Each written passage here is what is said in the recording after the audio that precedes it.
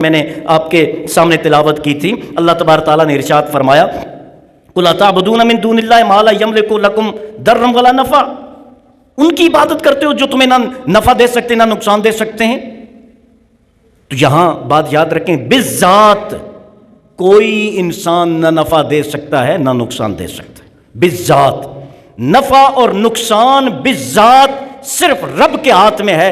وہ جب نفع دینے پہ آئے ساری کائنات نقصان پہنچانا چاہے نقصان پہنچ نہیں سکتا، کیونکہ رب نے فیصلہ فرما دیا میں نے اپنے اس بندے کو نفع دینا ہے۔ اور ساری کائنات نفع دینا چاہے اور رب فیصلہ کر دے کہ میں نے اسے نفع نہیں دینا، تو ساری کائنات مل کے بھی اسے نفع نہیں دے سکتی۔ کیوں کہ بالذات نفع اور نقصان صرف اللہ دے سکتا ہے، اللہ کے سوا کوئی نہ نفع پہنچا سکتا ہے نہ نقصان۔ لیکن کیا کوئی نفع اور نقصان پہنچا ہی نہیں سکتا؟ میں نے پچھلے جمعہ پر بھی عرض کیا تھا، ایسا بھی نہیں ہے۔ انسان بھی نفع پہنچاتا ہے لیکن رب کی عطا سے، انسان بھی نقصان پہنچاتا ہے لیکن رب کے اذن سے۔ رب چاہے تو کسی کے ذریعے کسی کو نقصان پہنچا دیتا ہے اور رب چاہے کسی کے ذریعے کسی کو فائدہ پہنچا دیتا ہے۔ تو اللہ کے بندے بھی نفع اور نقصان پہنچاتے ہیں لیکن بالذات نہیں، اللہ کے امر اور اذن اور عطا سے۔ آگے ارشاد فرمایا اے اہل کتاب، یہ بڑی اہم بات ہے، لا تغلوا فی دینکم غیر الحق، نا حق اپنے دین میں غلو نہ کرو۔ نا حق کا معنی کیا ہے؟ غیر الحق، غیر کا معنی ہوتا ہے سوا، ایکسپٹ، حق سچ، سچ کے سوا، حق کے سوا دین میں غلو نہ کرو۔ مطلب کیا ہے کہ قرآن اور سنت سے باہر جا کے اپنی پسند کے مسئلے لے کر نہ آیا کرو۔ مسئلہ وہ ہے جس کو قرآن نے بیان کیا، مسئلہ وہ ہے جس کو حدیث نے بیان کیا۔ تو قرآن اور حدیث کے مخالف جا کر کوئی بات اپنا لو اور کہو یہ دین ہے، اس کو دین میں غلو کہتے ہیں۔ یہ بات یاد رکھنا، ایک ہے بندہ گناہ کرتا ہے گناہ سمجھ کے، گناہ کر رہا ہے گناہ سمجھ کے، کہ وہ جانتا ہے جو میں کر رہا ہوں یہ غلط ہے، جو میں کر رہا ہوں اس پہ مجھے عذاب ملے گا، جو میں کر رہا ہوں میرا رب مجھ سے ناراض ہوگا اس پہ۔ ایک یہ ہے، اسے گناہ کہتے ہیں۔ اور ایک یہ کہ جو میں کر رہا ہوں یہی شریعت ہے، جو میں کر رہا ہوں یہی قرآن ہے، جو میں کر رہا ہوں مجھے اجر ملے گا، جو میں کر رہا ہوں مجھے ثواب ملے گا، جو میں کر رہا ہوں اس پہ مجھے اللہ کی رضا ملے گی، اسے غلو کہتے ہیں۔ کہ جان بوجھ کے ایسی بات دین میں لے آنا جو دین میں نہ ہو اور اس بات کو دین کا حصہ سمجھنا، یہ کیا ہے؟ یہ غلو کہلاتا ہے۔ تو اللہ فرماتا ہے لا تغلوا فی دینکم غیر الحق، غیر حق نا حق دین میں غلو نہ کرو۔ ولا تتبعوا اہواء قوم، اور ایسی قوم، ایسی جماعت، ایسے لوگوں کی اتباع نہ کرو قد ضلوا من قبل، جو خود گمراہ ہو چکے ہیں، ان لوگوں کی اتباع نہ کرو۔ وَأَضَلُّوا كَثِيرًا، اور انہوں نے بہت ساروں کو گمراہ کر بھی دیا ہے۔ اب غور فرمائیں، یہاں مطلق اتباع سے منع نہیں کیا گیا، ان لوگوں کی اتباع کرو جو دیندار ہیں۔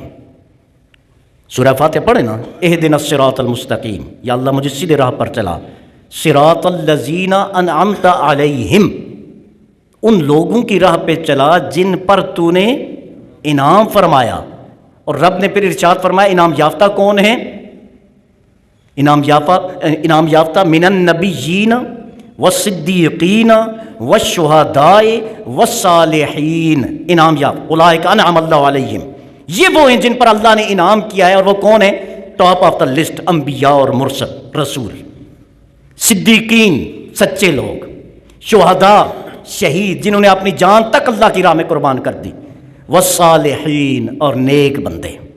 اور پھر فرمایا وَحَسُنَ أُولَٰئِكَ رَفِيقًا، یہ سب سے بہترین دوست ہیں۔ کتنا آپ جانتے ہیں نا، یعرف الناس بأصدقائهم، لوگ اپنے دوستوں سے پہچانے جاتے ہیں۔ آپ بڑے نیک ہوں لیکن موالیوں کے ساتھ دوستی ہو تو آپ کو کوئی نیک نہیں کہے گا، کیونکہ آپ کے دوست خراب ہیں۔ اور خدا نہ خواستہ ہم میں سے بڑا کوئی گناہ گار ہو لیکن اس کی مجلس، اس کی سٹنگ جو ہے وہ نیک لوگوں کے ساتھ ہو تو آپ کو کوئی برا نہیں کہے گا کہ نہیں ایسا نہیں ہو سکتا، یہ بیٹھتا بھی نیکوں کے ساتھ ہے، اٹھتا نیکوں کے ساتھ ہے، تعلق نیک لوگوں کے ساتھ ہے۔ نیکوں کا دوست کبھی محروم نہیں رہ سکتا. جس طرح آپ عطر کی دکان پہ جاتے ہیں نا، عطر فروش کے پاس، آپ عطر لیں یا نہ لیں، جب تک دکان میں رہیں گے خوشبو آتی رہے گی، مہک ملتی رہے گی. اور اگر آپ لوہار کی دکان پہ جائیں تو وہاں سے کچھ پرچیز کریں یا نہ کریں، جب تک وہاں رہیں گے آپ کا کپڑا جلنے کا اندیشہ رہے گا کہ ابھی چنگاری اٹھے گی اور کپڑا جل جائے گا. تو ایسے ہی نیک لوگوں کے پاس رہیں تو نیکی کریں یا نہ کریں، کم از کم گناہ سے بچے رہیں گے. اور اگر بروں کی صحبت اختیار کریں گے تو گناہ میں ڈائریکٹ انوالو ہوں یا نہ ہوں، لیکن گناہوں کے اثر سے آپ بچ نہیں سکتے. تو لہٰذا فرمایا دوست بنانا ہے تو میرے نبیوں کو بناؤ، دوست بنانا ہے تو صدیقوں کو بناؤ، دوست بنانا ہے تو شہداء کو بناؤ، اور دوست بنانا ہے تو اللہ والوں کو دوست بناؤ.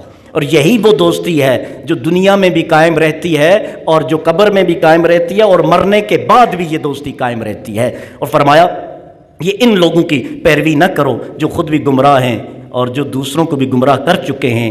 وَضَلُّوا عَنْ سَوَاءِ السَّبِيلِ، اور وہ سیدھی راہ سے بھٹکے ہوئے لوگ ہیں.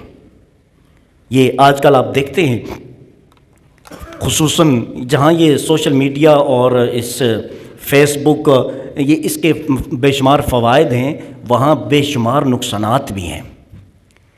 فیس بک میں نے جب بھی یوز کی ہے، ہر بندہ مجھے مفتی نظر آیا ہے، ہر بندہ مجتہد نظر آیا ہے، ہر بندہ جو ہے نا یہ فیس بک، فیس چہرے کو کہتے ہیں بک کتاب، لیکن حقیقت یہ ہے وہاں کسی کا اصل فیس سامنے نہیں آتا.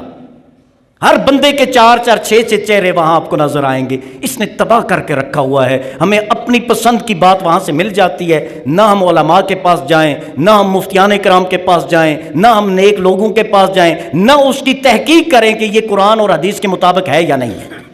آپ ضرور مطالعہ کریں، سوشل میڈیا کو یوز کریں، ریسرچ کریں، تحقیق کریں، لیکن اس تحقیق کو دوبارہ کنفرم کریں اپنے عالم دین کے پاس جا کر کہ یہ جو میں نے پڑھا ہے وہ قرآن و سنت کے مطابق ہے یا نہیں ہے. اور ایک بات آخری عرض کر دوں، یہ میں اس لیے کہہ رہا ہوں کہ اگر ٹیچر کی ضرورت نہ ہوتی نا تو میرا رب احکم الحاکمین ہے، وہ صرف قرآن کو نازل کر دیتا، ساری انسانیت کے لیے کافی تھا. گائیڈ بک موجود ہے نا، انسائکلوپیڈیا آف لائف موجود ہے، ہر چیز آپ کو ملتی ہے قرآن میں، پھر نبی کی کیا ضرورت تھی؟ تو اسی طرح فیس بک یا سوشل میڈیا یا گوگل پہ ہر چیز آپ کو مل جائے گی، لیکن وہ صحیح ہے یا نہیں یہ آپ کو آپ کا عالم بتائے گا، آپ کو مفتی بتائے گا. اللہ تعالیٰ سے دعا ہے ہمیں قرآن سمجھنے کی توفیق عطا فرمائے اور اعمال صالحہ کی توفیق نصیب فرمائے.